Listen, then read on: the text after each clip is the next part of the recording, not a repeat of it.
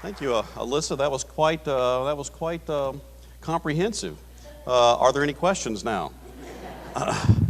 Actually, I used to start out these things and say, well, in the words of Elizabeth Taylor and all 8 of her husbands, I won't be keeping you long. But considering, actually, she would have liked that herself, you know?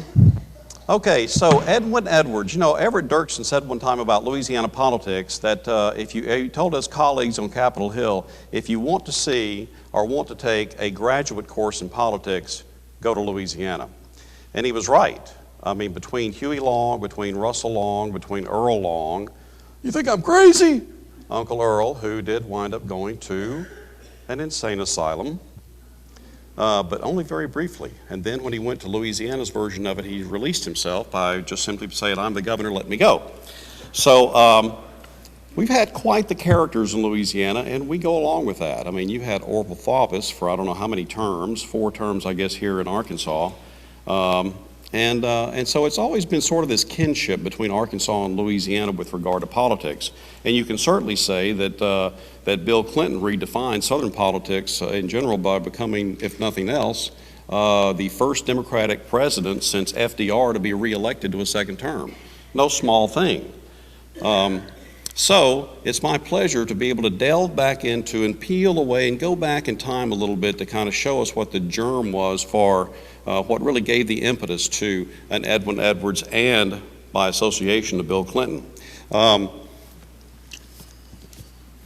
went off and left my speech, so I'm just going to go ahead and read the book to you tonight, 621 pages. No, I promise I will try. I've got to actually whiz through this pretty fast.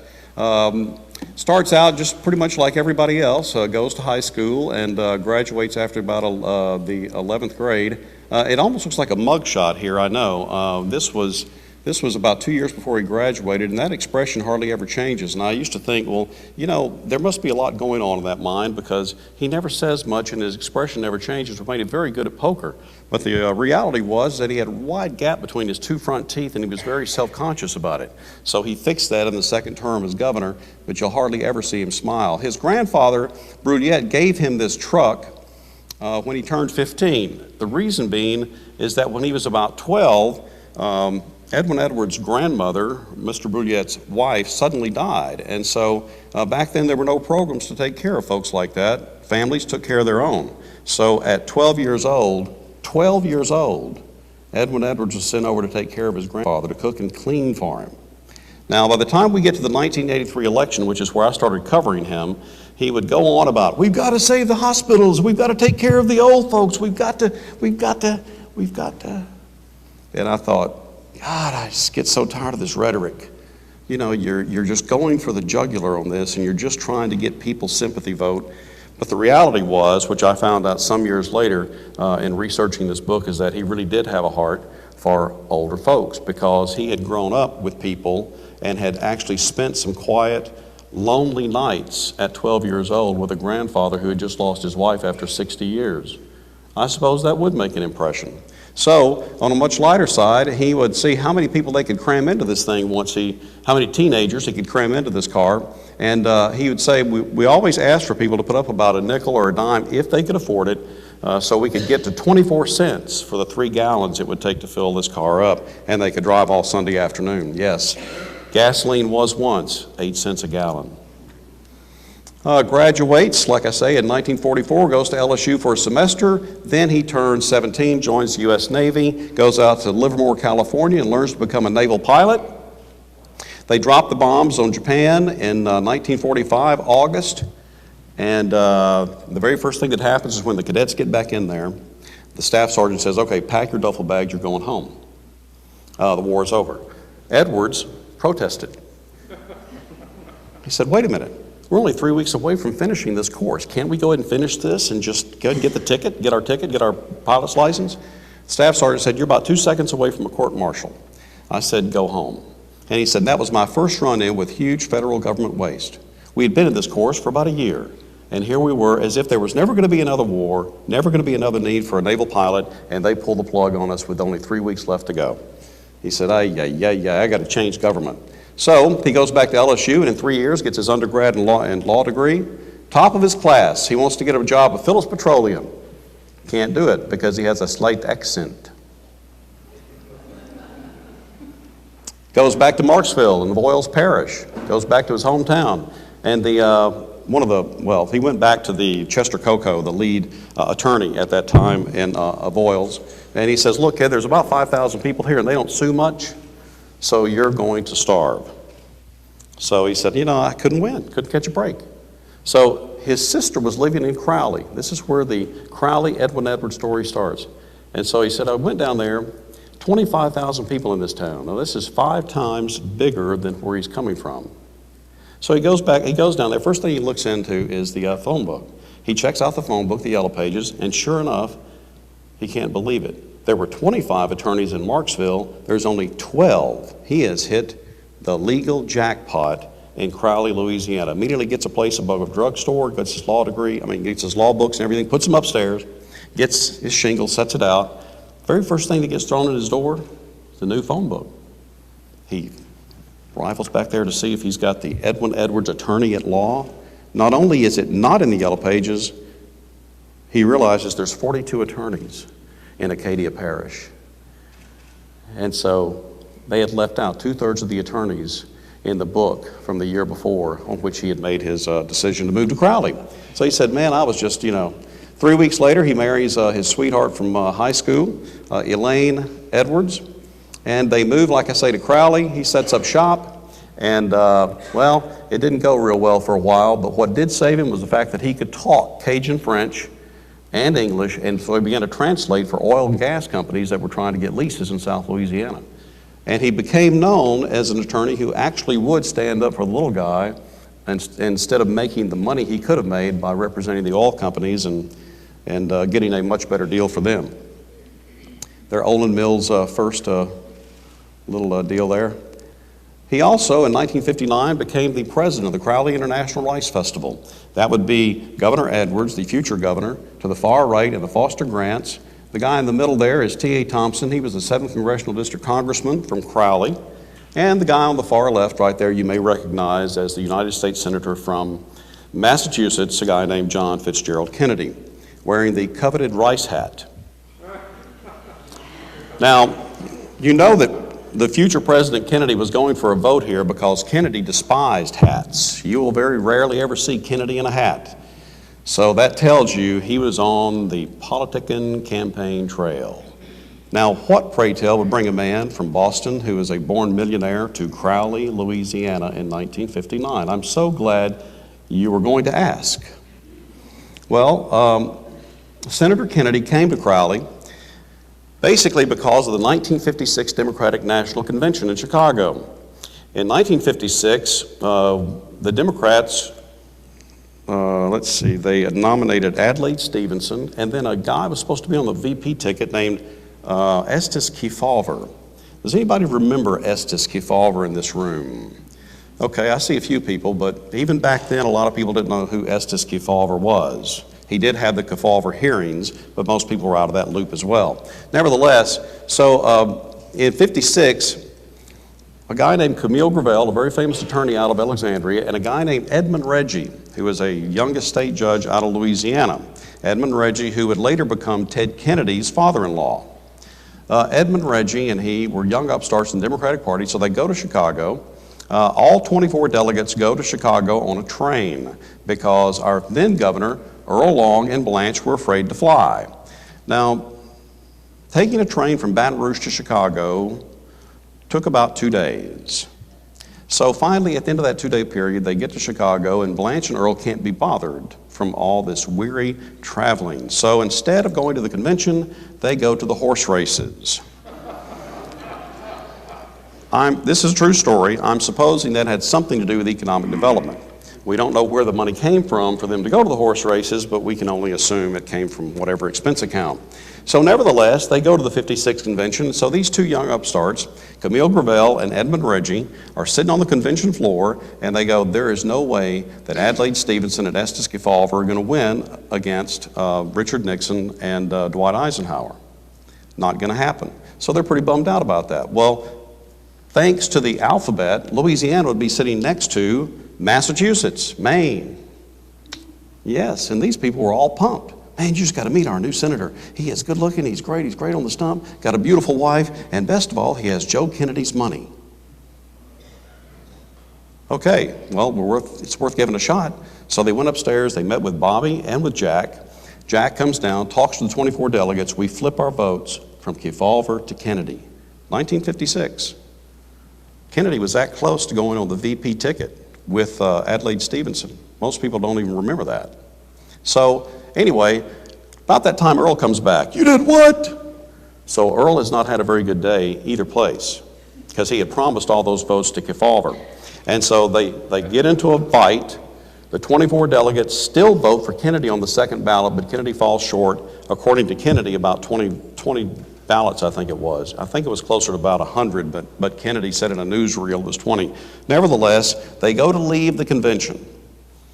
And Kennedy says to Edmund Reggie and to Camille Gravel, now, if I can ever help you guys, just give me a call. Well, you know, you can tell people that in New York or Boston or Chicago, and they know you really don't mean it. But you tell a Southerner that, and he's going to call you. So Edmund Reggie starts calling Jack Kennedy. Hey, look, Jack, we'd like for you to be the Grand Marshal of the Crowley International Rice Festival.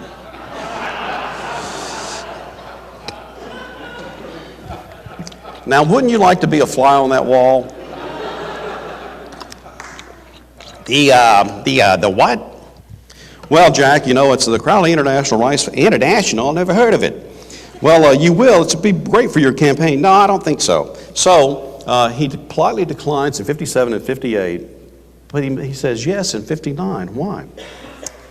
Mainly because 60 days after this picture was made, 60 days, that's all, Kennedy announced officially for the Democratic nomination for the presidency in 1960. And when you look at a map of the U.S., outside of the Irish Catholics in Boston, where would be the biggest enclave of Catholicism in America? South Louisiana, that's right, Chef. Yes, it would be South Louisiana. So it was a political move. It was a political move to start that campaign. But of course, he didn't just start that campaign in 1959. I was just doing more research just this afternoon, going back over Bobby Kennedy's book about Jimmy Hoffa, mainly because of this. The McClellan hearings in the Senate went on from 56 through 59. So while it was still going on, and Hoffa had gone to 2 different trials where he was acquitted, this was just within days after the last one where he was acquitted. And there became a real mess in here because the McClellan hearings actually did strip Hoffa of power with the Teamsters Union, and Hoffa vowed vengeance on the Kennedys for doing that. So here's what happens. October 16th, 1959, actually 15th, Jack flies down on the plane, let's see, the Caroline. Yes, the Kennedy family plane, the Caroline. Well, he and Jackie could not coordinate their schedules, so she comes into New Orleans the next day on a commercial airliner. Who would be waiting for her at the gate? Not Edwin Edwards. I know he would like to have been, but no, Mr. Edwards was not there. Jimmy Hoffa was waiting for her. This was not a friendly visit either. In fact, the reporter that was there at the time from the Times-Picayune said she just brushed past him and ignored him. It turned out that Hoffa was stalking the Kennedys all across South Louisiana in this campaign swing. And he was pulling the old mafioso tactic of showing, I can get that close to your wife. He told some reporters he wanted to pull Kennedy into a public debate about how organized crime was not in organized labor, when in fact, everybody knew that it was. Thus, the McClellan hearings went for 3 years, trying to unseat Hoffa, which they did. Anyway, so he successfully, it's just one of those things I'm writing about that's going to come out in a book next year. You just wouldn't believe, the pictures are really unbelievable, but the backstory on what was going on behind the scenes was incredible, and Edwards was right there in the middle of it. So he finally said, yeah, I'll come down and do that. John F. Kennedy's connection in Edwin Edwards' own hometown. Here is somebody who did not have any connection whatsoever to anybody in South Louisiana, especially many of the illiterate Cajuns who could not even speak English. But what was the connection? The connection was Catholicism. Why? Because, well, Richard Nixon had become quite well in the 1950s. And understand, I believe that Nixon was one of the best presidents, diplomatically. But in the 1950s, Richard Nixon he developed a relationship as being a person who loved smear campaigns. He loved taking care of other people, not in a good way. Mr. Nixon, unfortunately, was paranoid. And if you've ever read any books about Richard Nixon, you find out that there was this side to him where he couldn't forget a grievance. Well, in fact, it was so bad that at the GOP convention in 1956, there was a group of Republicans who tried to get Nixon off the ticket with Dwight Eisenhower. And President Eisenhower came in and said, no, let's leave it as it is. We beat Adlai Stevenson in 52, we'll beat him again in 56. So, he had put out the word, or his camp had put out the word, you can't vote for Jack Kennedy because, if you do, that means not only will Joe Kennedy be running the country, so will the Pope. Now, it's true, we had never had a Catholic president, not before or since, until Kennedy. So, this is why it started in Louisiana. He was unassuming, cordial, friendly, and likable. He was well educated in the needs of others. Jack Kennedy, when the plane touched down in Crowley, Louisiana, well, all of South Louisiana, he knew immediately what the problems were.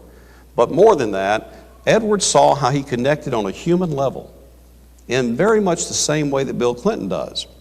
He just takes you in. He just is there with you. He is actually listening when he's standing there. And so he saw that this guy just had this town eating out of the palm of his hand. He saw how 25,000 people in a city, in a small town like this, turned to 135,000 people to turn out for Jack and Jackie. And so he thought, I can do that too. Jackie Kennedy, is there ever really a better, when you think about grace and style and fashion, can you think about anybody outside of Jackie Kennedy? I mean, this was back in that day. But while they were on the podium, Jack and Jackie got into a fight, which, by the way, is chronicled in this new book. They got into a fight, and I'm not gonna get into the fight part, but it was interesting that this would happen on a podium. And he wanted her to speak to him in French. She didn't want to speak in French, and finally he just put his foot down. He said, "Speak to them."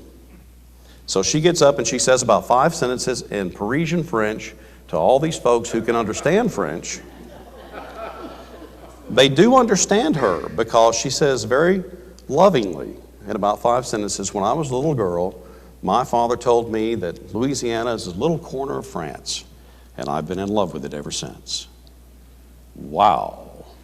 Edmund Reggie said it blew the top of the town off. Everybody fell in love with her instantly. So that when they started the motorcade, in this bottom right-hand picture, you see she's on the outside, Jack's in the middle, and Doris Reggie is on the other side.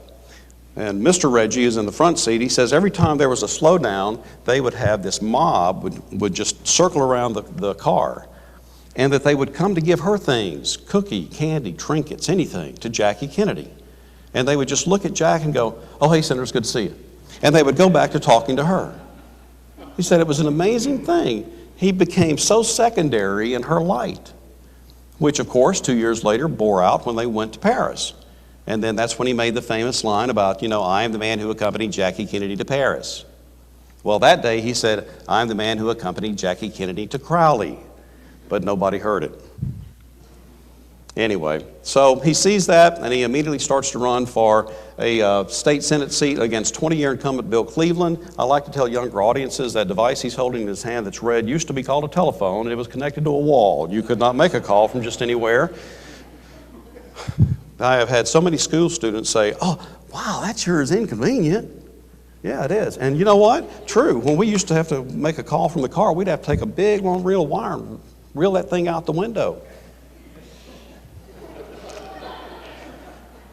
I had one kid that went, "God, didn't it get tangled up and you made a turn?" I shouldn't do things like that. Anyway, so he becomes a state senator in 1964, and he goes in with Big John McKithen. John McKithen, one of the real visionaries in Southern politics. Big John McKithen, who in 1968 walked out of the Democratic National Convention because he was supposed to go on the ticket, or wanted to go on the ticket with Hubert Humphrey as the VP. and it didn't work out. So he kind of stormed off. But before that, he was one of the most popular governors in Louisiana history. In fact, he was so popular that he was the first governor, even Huey and Earl couldn't do this, he was the first governor to be able to succeed himself. He got it passed by public referendum in 1966 for a governor to be able to have an 8-year term, as opposed to just one 4-year term at a time, which is what everybody else had been doing. And so he comes in, and then in '67, he actually gets appropriated through the legislature $1 million for a Learjet. Louisiana had a Learjet in 1967, the only state in the Union to have its own Learjet. Yeah, so we buzzed the Capitol with it. We did traffic reports. No, actually what he did with that thing is he flew it to, he would have it flown to New York, Chicago, Los Angeles, and he would bring in the captains of industry and oftentimes their families and would wine and dine them in Louisiana for a week, 2 weeks at a time, so that they would fall in love with the state and see that we had more than just cheap natural gas, even though that was the big selling point. So now we have a lot of heavy industry from Baton Rouge to New Orleans and over to Beaumont, Texas, and that's one of the main reasons why. I really like this picture here because it's the classic politician picture. They're both talking at the same time,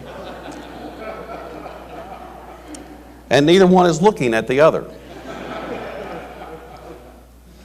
All right, so T.A. Thompson dies in a car wreck, and it looks like that Edwin is elected. Hands down, he goes to, moves his family to Washington, D.C., and falls in immediately with the LBJ White House.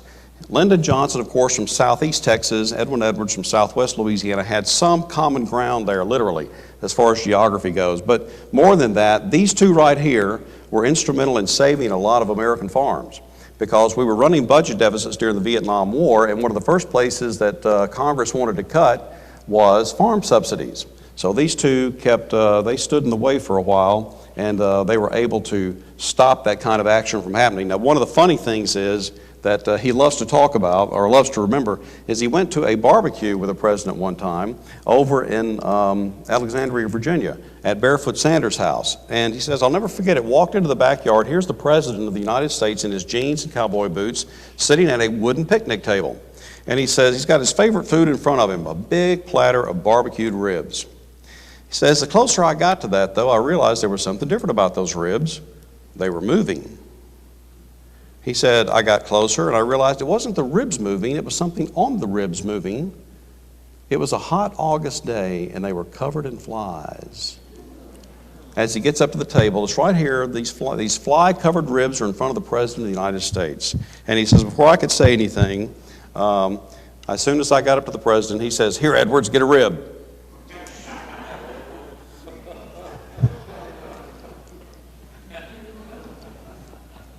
You know, he said, how do you turn down the President of the United States?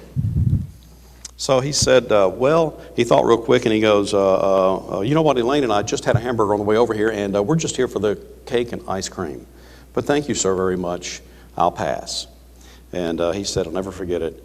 He pulls a rib out, shakes the flies off, and he says, suit yourself. And he pops it in his mouth. A leader of the free world. One of the things that he found, though, when he was on Capitol Hill at that time was Vietnam, civil rights were in full swing, anti-war protests, the Tet Offensive in Cambodia. So it was not exactly a precious time to be on Capitol Hill in the 60s. 60s, a lot of us tend to forget, were very violent. I mean, between the assassinations of John Kennedy and Robert Kennedy and Martin Luther King, it was pretty violent. President Nixon comes in. He finally realizes his lifelong dream to become the president. And Edwards always felt this way. Politics should not be partisan. There are beliefs and different philosophies on how politics should be conducted and how government should be run. But we are still people, and we should all try to get along, because it's only in listening to the other side do you begin to have any kind of dialogue that moves things forward. I think now we're seeing, after a number of years, so much partisan activity that's part of the deadlock, and it's like nobody's really in charge, so hey, it's okay to be $13 trillion in debt to China. Wow. Anyway, so the point is that he knew that the power and the money came from the White House, so it didn't matter if the person was Republican or Democrat. Every time a president, anybody landed while he was governor in Louisiana, he was always there to see them, including Bill. So But Mr. Nixon was somewhat brilliant and troubled. And I bring that up because the guy there between Nixon and Henry Kissinger, of course, everybody recognizes Henry Kissinger to the far left. Then that's Otto Passman, the 5th District Congressman from Louisiana, from Monroe actually. And then, of course, Richard Nixon, and then Bill Timmons, a White House aide. This happened to be the day when Edwin Edwards unofficially became governor of Louisiana, and even he didn't know it. Why? Because for many of you, you might know Tongsun Park. Do you remember Tongsun Park? Yes. Tongsun Park did give $10,000 in cash to Edwards' wife and say, look, I don't think your husband will want you to keep this, but just go ahead and keep it and spend it on your daughters. Well, I mean, wouldn't you like to, in 1970, wouldn't you like to have $10,000 to spend on a shopping spree? So nobody asked about that until the IRS did. And that was part of the Tongsun Park investigation. Now, why was Park even here? He was here because Richard Nixon, as part of his campaign directive, started pulling troops out of Vietnam. Well, South Korea got really nervous. He was going to start closing down bases in South Korea, and then the North Korean communists were going to reinvade.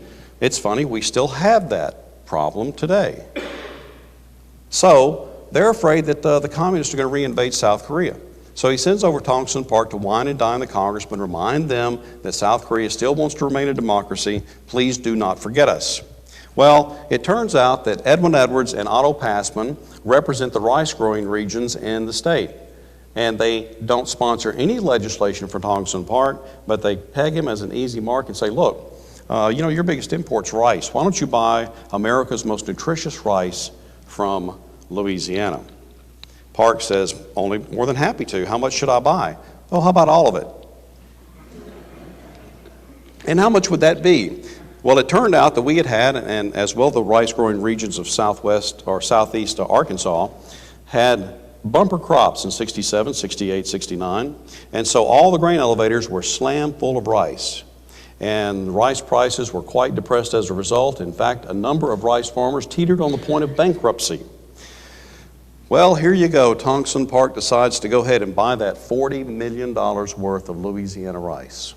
It goes out through the port of Lake Charles, and $40 million of infusion goes right into the Louisiana agricultural economy, but not before it got hung up at the USDA. We had a program at the time in which we loaned money to third world countries in order to buy American grain, including the Russians in 1972 with the wheat. So, with President Nixon sitting there, of course, Otto Passman says, Mr. Nixon, can you help us free up this money? President Nixon says, not a problem. He picks up the phone, calls Secretary Hart, and he says, green light, the $40 million for the Louisiana rice. And when he did, people who had never heard of Edwin Washington Edwards before suddenly knew who this little Cajun guy was from Crowley, Louisiana, because he had just saved them from bankruptcy. Not only that, he had a ready-made supply of money for his 1971 campaign for governor. So there you go. Richard Nixon was in large degree responsible, though he didn't know it, for Edwin Edwards. Okay, so he starts running again. He starts running for it, and the odds-on favorite that year in Louisiana was a little guy. Well, let me just sing the tune for you. You are my sunshine, my only son. You remember that guy? Jimmy Davis. Jimmy Davis was running again, and he was the favorite to win. Edwards says, I don't care who's running, I'm going to run. And as you can see, he dressed himself that day. Yes, that's a checkerboard, polyester, double knit polyester suit coat with a polka dot shirt and a striped tie. Now, before we laugh too loudly, ladies and gentlemen, we were wearing these things in 1971, and we were sweating our butts off in this double knit polyester. We had, remember that? Now, you know, how many people in here had a leisure suit? We have some honest people. Yes, I did too. And you know what? My father still has 4 of these jackets in his closet. And I go all the time, Daddy, please get rid of these things. Get rid of them. And he says, no, it's coming back in style. I know it is. I know it is. But you won't be able to fit in it. You know, throw it away, melt them down. Moths won't even eat double knit polyester. I mean, you make a tire out of them. You'll notice the sheriff's deputy up there on that building, he is looking for snipers because Edwards, after Huey Long, became the most threatened candidate in Louisiana history. Why? Because he became the first Southern congressman to appoint a black postmaster to the small town of Palmetto. And from that point on, he got death threats and hate mail. So he beats his nearest Democratic opponent by 4,488 votes to win. He is inaugurated May 9th, 1972, and almost immediately thereafter, Senator Allen Ellender, a longtime lion of the Senate. He was the president pro tem of the Senate. Can you believe that? Allen Ellender, the president pro tem. He was the third highest ranking member. And so J. Bennett Johnson jumps from the governor's race over to the U.S. Senate race, really kind of bears it down pretty hard, and so Allen Ellender at almost 75 years old, 76 years old, decides to take him on, and he dies of a heart attack. So anybody in Washington, including President and Mrs. Nixon, come down to Louisiana. And within 90 days, by the way, for my former Louisiana colleagues down in Louisiana, Hale Boggs, who was about to run for Speaker of the House, disappears in a plane crash in Alaska and is never found or heard from again. But anyway, one thing that Edwards noticed is that when President Nixon came in, there was something very different about him. He had aged tremendously, really tremendously. Like, he had white hair, he was really off his game, he couldn't remember things, he just didn't seem to be like he felt right, but he had aged so much. Well, you can't see it in this picture, what was really bothering him, but what was bothering him were there were two intrepid reporters at the Washington Post. This picture was only made 5 weeks after the break-in of the Democratic headquarters at the Watergate Hotel. And everything would have worked out fine for the president except for those two reporters. And they had a little guy named Deep Throat. Do you remember Deep Throat? Was feeding the information. The entire entity of the Washington Post, Kay Graham, Ben Bradley, the editor, put it on the line that these guys knew what they were talking about and that they had a credible source. Well, if you go back and look at the timing, here's what caused Watergate. J. Edgar Hoover.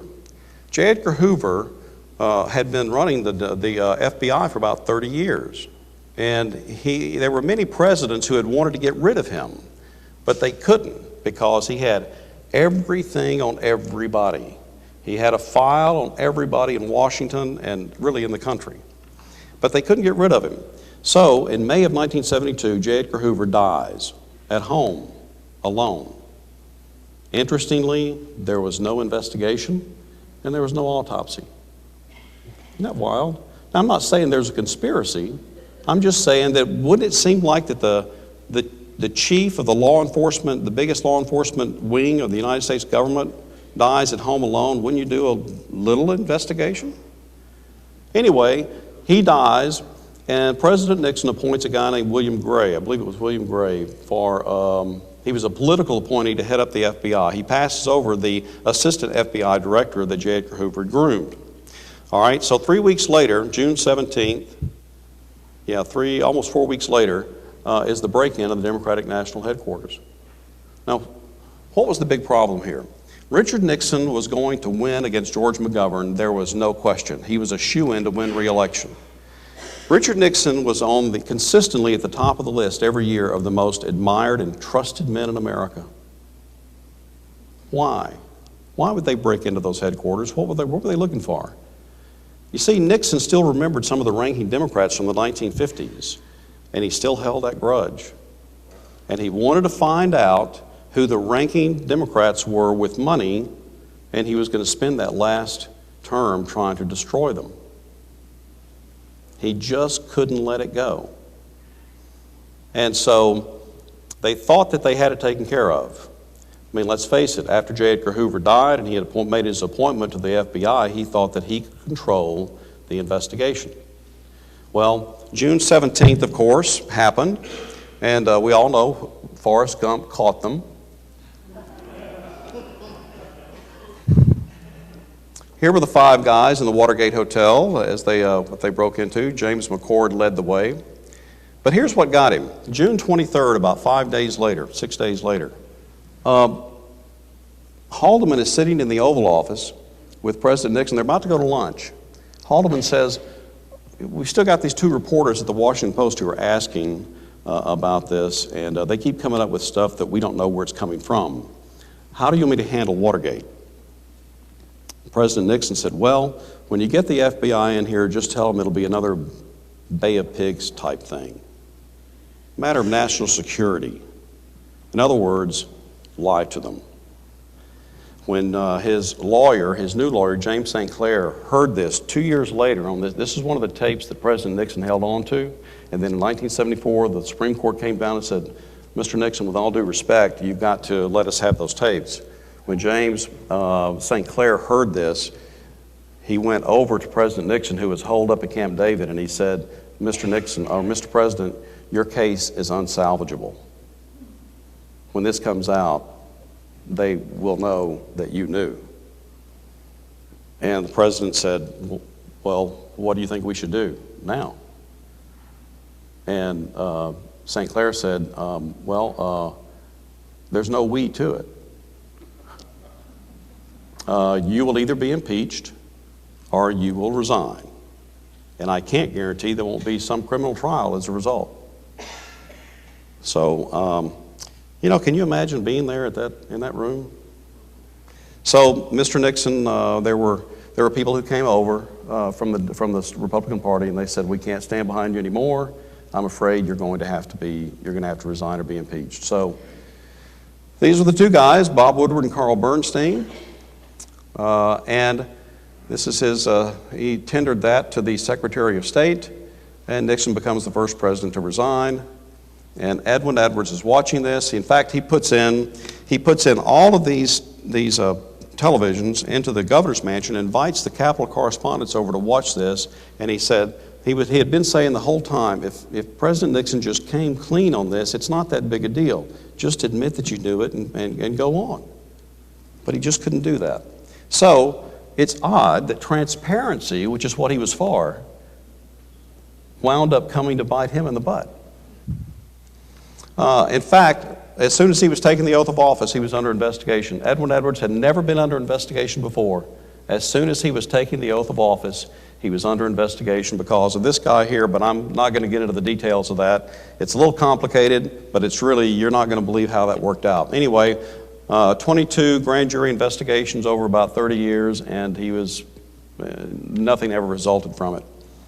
All right, so, how many people have actually been to an Elvis Presley concert? Do we have anybody in here that's, wow, so I'm one of the dinosaurs too, huh? Oh, you, really? Ronnie, did you get one of the, you covered one. You got one of those scarves, didn't you? You know, he used to go to the edge and he would throw out a scarf. Boy, the women would just fight him over those things. Anyway, this is where Edwards was asking, do you still want me to do the duet with you on blue suede shoes? And the king says, no, thank you very much. Everybody who is anybody came to the Edwards governor's mansion, your own Arkansaw in here, who at the top of the height of his fame with the CBS show. Glenn Campbell was there. This is Donna Douglas, Louisiana's own Donna Douglas. This is, he loves country western music. This, of course, would be Johnny Cash, June Carter Cash, and, of course, he's looking at June Carter Cash.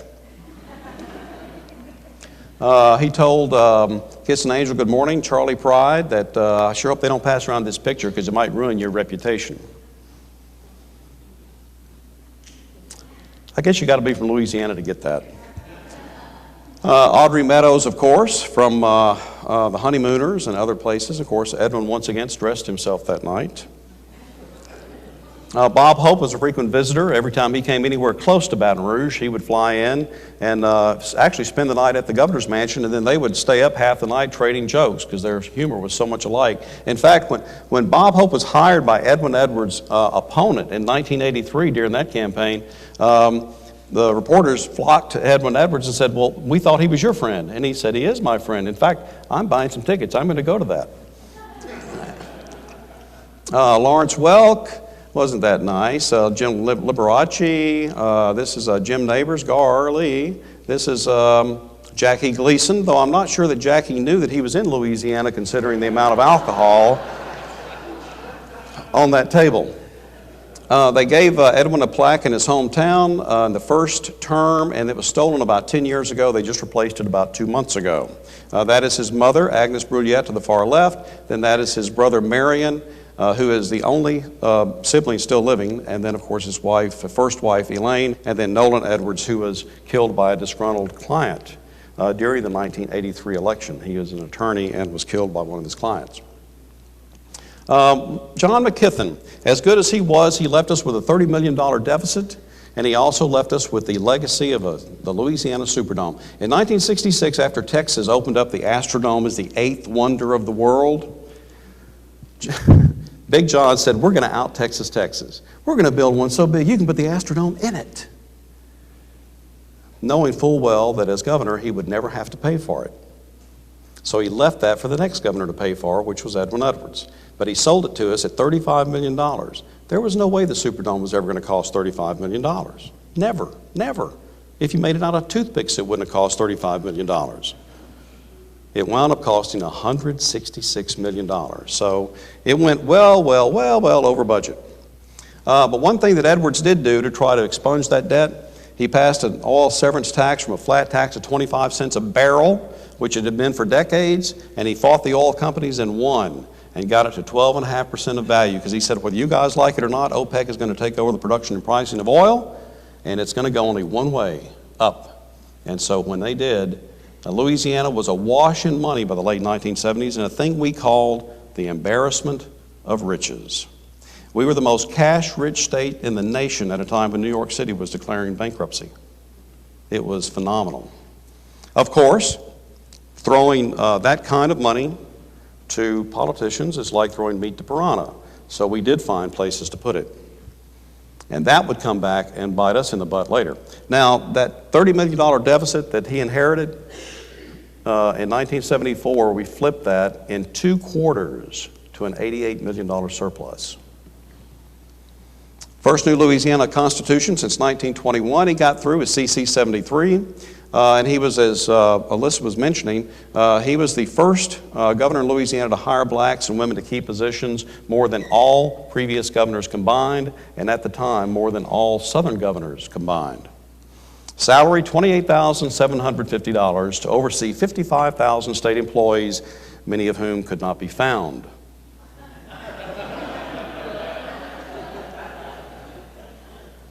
Oh, he took care of that. He streamlined state government from 267 state agencies down to 15 cabinet-level positions. And while he was accused of trying to amalgamate more power into the governor's office, he told all these agency heads and the cabinet members that you will be accountable for everybody, everywhere, at all times. And you will return phone calls within 24 hours. So actually, the lines at the DMV did get shorter. The other part to this, though, is that at age 45 and a $28,750 salary and overseeing the 55,000 state employees, Edwin Edwards delegated everything. He just knew how to delegate, and he delegated everything, as opposed to many governors who come in and think they've got to see every piece of legislation, such as the following governor after him, which was Dave Treen, a really, really nice guy, a great guy, great heart, but he tried to read every bit of the 1,500 to 3,000 bills offered every legislative session. He had to read it word for word.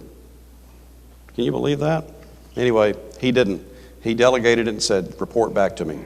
Again, he didn't see party lines, so here he is with Gerald Ford, and you can't see it, but on his lapel, Edwin Edwards' lapel, there's a GOP elephant pin. Ford actually was very famous down here. He really liked Louisiana, liked to stop in at Barksdale Air Force Base. Now, the governor that Edwin Edwards did not get along with was Jimmy Carter. Very quick story about this. Back in the 1970s, leading up to our bicentennial election, there were 3 Democratic governors that were touted as presidential material. One was Jimmy Carter, one was Edwin Edwards, and the other was Jerry Brown of California, who you will notice has just gone back in as California's governor. Good luck with that, Jerry. So there were the 3 governors. Edwards had no designs on the White House, so he put his support behind Jerry Brown of California for the strategic reason that Jerry Brown at that time was dating Linda Ronstadt. Now, think about it. It's about as good a reason as any. So it turned out that Jimmy Carter didn't appreciate that. So they go over, after Carter gets the nomination, he goes over, they mend fences, right? Thinks that they mend fences, and he says, you know, this oil issue is becoming a big deal. Your energy policy is going to make or break your administration. Well, President Carter did not listen, and President Carter would not return phone calls for 4 years until 60 days before the election against Ronald Reagan. 60 days before the election, he calls up Edwin Edwards and he says, I need your help with a message. Can you fly up here? Edwards goes to see him in the Oval Office. President Carter says, what do you think we need to do? Well, let's see. Unless you're going to blitz the airwaves with about $50 million of new money, you've only got 2 months to go before the election. Well, what's the problem? What's the problem? Well, let's see, 21% prime, pretty much a shutdown of business, industry, and construction, high unemployment, you gave away the Panama Canal. If there's ever a coup attempt again in Central America, you're going to shut off shipping between East and West. Oh, and you still have 80 hostages in Iran that are still there after a year that you can't seem to get freed up. I'd say you're toast. To which President Carter said, do you realize you're talking to the President of the United States? And Edwin Edwards said, well, not for long.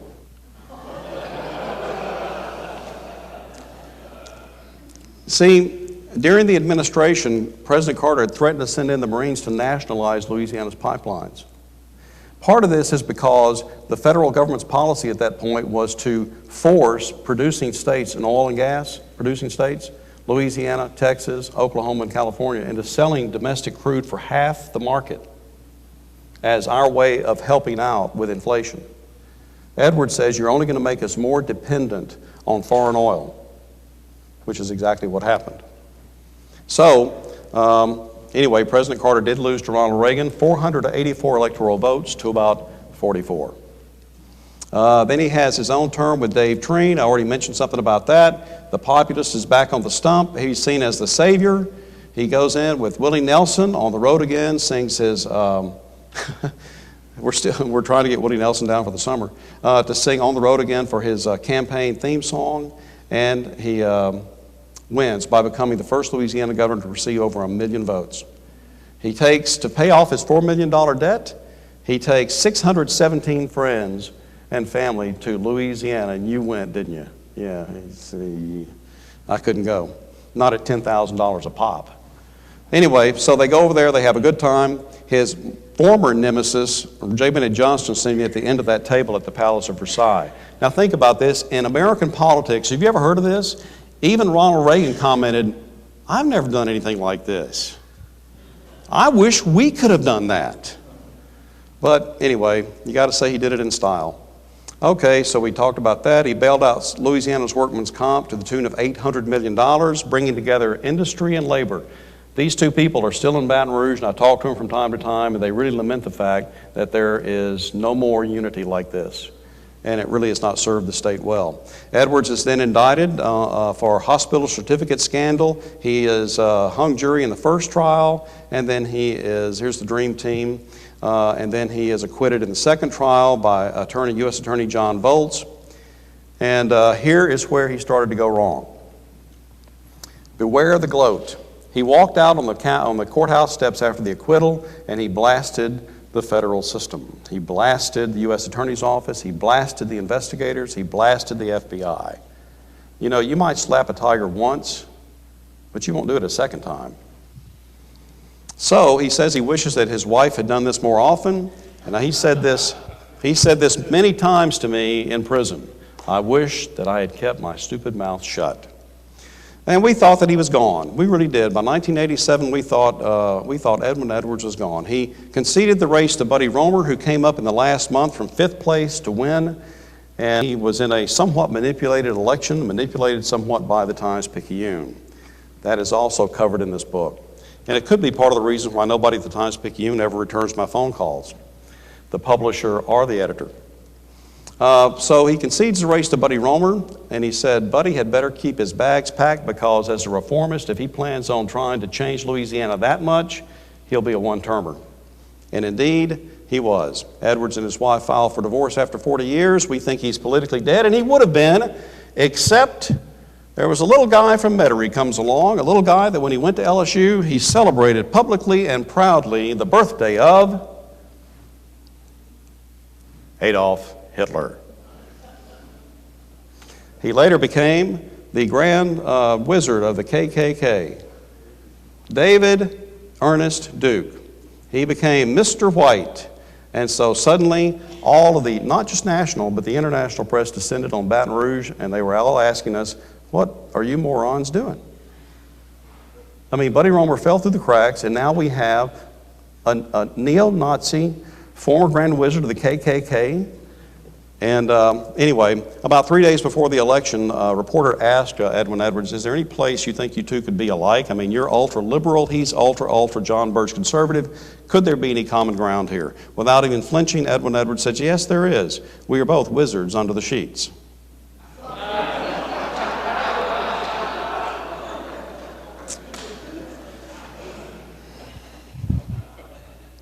I'm not sure President Clinton ever got away with a line like that. In the race against, of course, you all heard this one, but in the race against Dave Treen, he said, you know, Dave Treen is so slow it takes him an hour and a half to watch 60 Minutes. He won with that one too. Dave Treen laughed about that one in the last interview we did, but then he said something in the same race. The only way I could not be elected now is to be caught in bed with a live boy or a dead girl. You know. Okay, so he comes back in that fourth term. We all know what happened. He pretty much was just in a caretaker role as Louisiana began to lose ground economically. He meets Candy Picu. They fall in love. She is 30 years his junior. And Bill Clinton actually comes to town. Bill and Hillary come down in his race in 1992. Edwards marries in 1994 for the second time, and then suddenly he gets out in 1996, and immediately he is descended upon by Eddie DeBartolo Jr., who used to own the San Francisco 49ers. Now, does anybody in covering football, anybody remember Eddie DeBartolo? Eddie D? Eddie D, yes. Well, here's the deal with Eddie D. Eddie D had a very successful and prominent father, and the father did not like his son because he felt like that his son was just a ne'er-do-well. So what does he do? When Eddie D turns 30 years old, then he gets for his son the San Francisco 49ers. Hey, can I get adopted to this family? Yes. So they get the San Francisco 49ers. It becomes his reason for being. But apparently he didn't read the fine print in the NFL bylaws, because it said specifically in there that you cannot be involved in gambling operations. In fact, they're going through a lot of this stuff right now with this supposed lockout. So we may not have football this fall. And if you believe that, I got some swampland in Wyoming, I'll sell you. So Eddie D starts trying to get a riverboat gaming license in Louisiana. He starts calling Edwin Edwards, who agrees to represent him as an attorney. Of course, he's a private citizen now. And he and his son begin to represent Eddie DeBartolo as an attorney. And Eddie does not know it, but he's being recorded by the FBI. And he makes 300 phone calls to Edwin Edwards saying, what do you hear? What do you think? What's the possibility of getting this license? We'll do whatever we have to do. Just let me know. Whatever we have to do. Edwards never said, hey, if you pay me the money, I'll get you the license. Never said that to anybody. In fact, the funny thing is that Paul Tagliabue was the commissioner of the NFL at the time, and Tagliabue for 3.5 years looked the other way on this, even though it was made public. Not sure why that happened. Except that Eddie was partly responsible for his election when Pete Rozelle retired from the NFL. But hey, I haven't talked to Tagliabue yet, but I will. So anyway, Eddie, he goes in and he gets the license, he wins the license, and that's when the feds bust him. And then they tell Eddie DeBartolo, look, if you would like to keep your nearly $1 billion fortune and your $500 million team and not go to jail, are you sure that this was a legitimate deal? And Eddie DeBartolo said, you know what? I knew I was a victim from the beginning. Now, I made the 300 phone calls, but I was a victim. So he comes to Baton Rouge, he testifies before, he admits before, or he pleads before a federal judge, and he says, I was a victim. If he was a victim, then I'm your aunt. I've never heard of a billionaire victim. And when you look back at the investigation and you look back at the testimony, you're going to find out how easy it is to barter testimony, even at the federal level.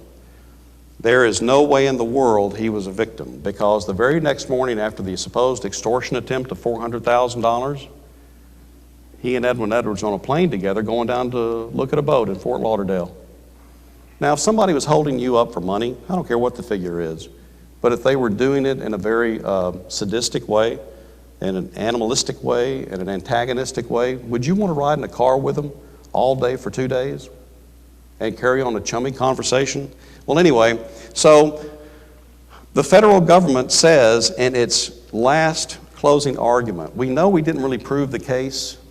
We know that we haven't given you really hard evidence. We know nobody said, if you give me the money, I'll get you the license. But you have to convict, because based on RICO, racketeering influence to corrupt organizations, based on RICO, our witnesses had a belief that they could be harmed economically. And based on that belief, you have to convict.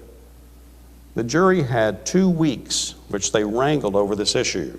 Could not come up with a single decision out of 96 decisions until the federal judge shut down the operation for 3 days. He interviewed different jurors, and he kicked one of the jurors off.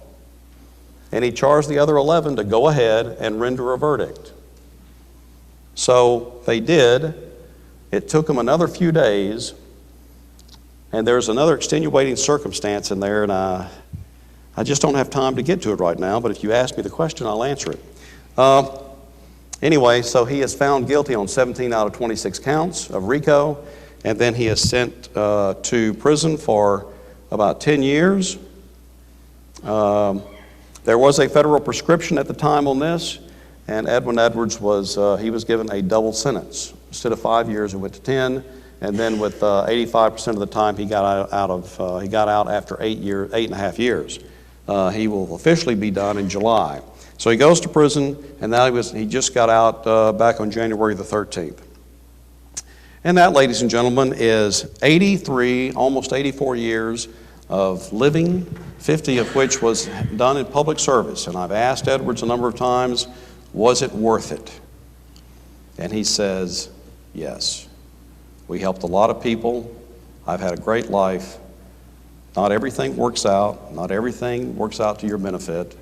But he said, if I had it to do over, I would do it over. I think it's pretty big of it. So anyway, that's it. Thank you very much. And if there's any questions, I'll take those. We do have time for...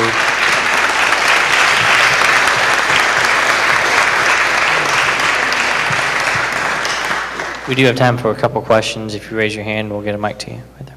Go ahead. I lived in Louisiana until the hurricane, then I came here. And I worked as a lobbyist with the legislature. So it got kind of interesting there. Could you expound on what happened with Buddy Roemer?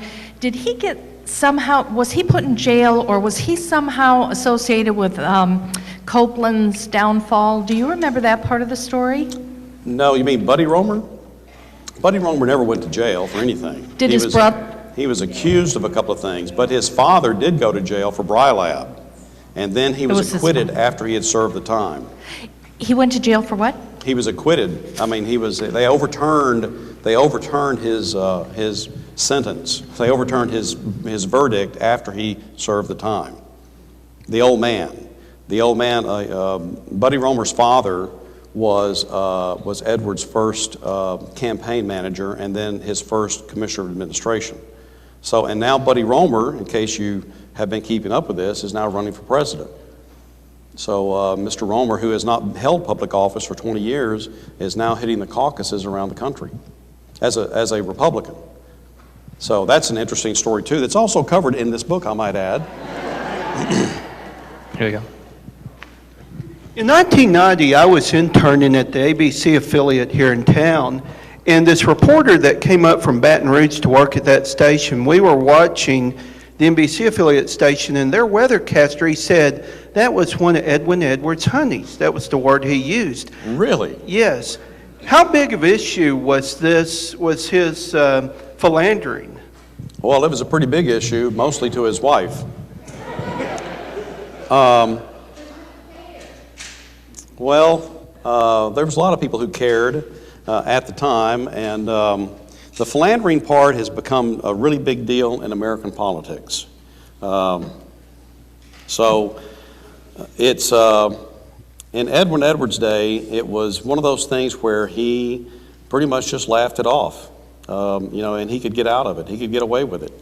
Not everybody could do that. In fact, I remember that there was a guy named Gary Hart who attempted the same type of activity, and he did that only after a guy named Bob Broadhurst had gone to work with him. And Bob had worked with Edwin Edwards and basically said, this is the way Edwin got away with it, you can too. Well, so much for the monkey business. There are people who can pull it off, and there are people who can't. In fact, anyway, it's in the book. Anybody else? Wow, oh. Right there. Why do you suppose the governor did not receive a presidential pardon or clemency in the Bush administration to lessen his prison sentence? Why did President Bush? Well, why do you suppose he didn't?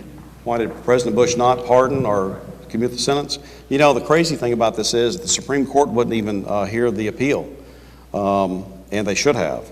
But President Bush, I believe, who was supposed to be politicked pretty heavily by former Governor Dave Treen, who was Republican, by the way, and Dave Treen, of course, was a nemesis of Edwin Edwards. Well, Dave Treen taught us all a lot about forgiveness at the end. He died only a couple of months before the book came out, sad to say. But anyway, in fact, Dave Treen wrote the foreword for this book, if you can believe that. The guy that he had really, just trounced in 1983. But he felt like that Edwards' trial had not been conducted fairly, and so he went to bat for him, and he tried to get George Bush on a number of occasions to commute the sentence. Never a pardon was not really in the works, but commuting the sentence. And so George Bush Sr. was involved, John Breaux. There were a number of high-ranking, high-level people that got involved with that, but I believe that what it came down to was after we had the meltdown in 2008, there was so much going on with President Bush's plate that he just said, look, in fact, when he did not pardon Scooter Libby, I knew good and well that if he was not willing to go to bat for his own vice president, then he was certainly not going to free up Edwin Edwards. And indeed, that's what happened.